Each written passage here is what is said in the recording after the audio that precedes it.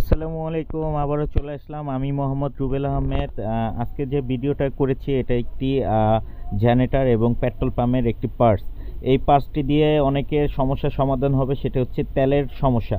অনেকে বলে যে ভাই ঘন্টায় 1 লিটার তেলও যায় না, আরও বেশি লাগে। সেই ক্ষেত্রে এই পার্টসটি আপনাদের তেল থেকে মুক্তি করবে এবং এই পার্টসটি দিয়ে আপনারা অনায়াসে আপনারা গ্যাসে এটা চালিত করতে পারবেন, যার বাজার মূল্য আপনার তেলের তুলনায় আপনার 50% কমে যাবে।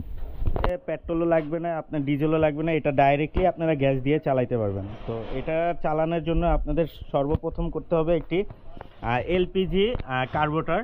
হ্যাঁ, এটা দিয়ে আপনার কাজ হবে, আপনার এটা ডাইরেক্ট গ্যাসে চলবে। আপনার এখানে পেট্রোলের কোনো কিছুই ইউজ করতে হবে না, এটা ডাইরেক্ট এলপিজি গ্যাসে আপনি ইউজ করতে পারবেন। এটা চাইলে আপনি ডাইরেক্ট গ্যাসেও ইউজ করতে পারবেন অথবা সিলিন্ডার গ্যাসেও ইউজ করতে পারবেন। তো এখন আমরা এটা চালায় দেখাবো যে এটা কিভাবে চলবে। যে এটা গ্যাস ফার্স্টে অন করার পরে এটা ডাইরেক্ট আপনার সেলফ স্টার্ট হয়ে যাবে। জি, আমরা আপনাদের পেট্রোলও চালাইতে হবে না, এটা ডাইরেক্টলি সরাসরি আপনারা এলপিজি গ্যাস দিয়ে চালু করতে পারবেন। 3 কিলো একটি জেনারেটর। এটা বন্ধ করতে হলে সরাসরি আপনারা ডাইরেক্ট এভাবেই বন্ধ করতে পারবেন।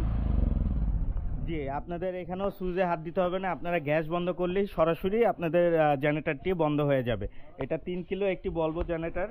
100% আপনারা আউটপুট পাবেন হচ্ছে 2.7 কিলো।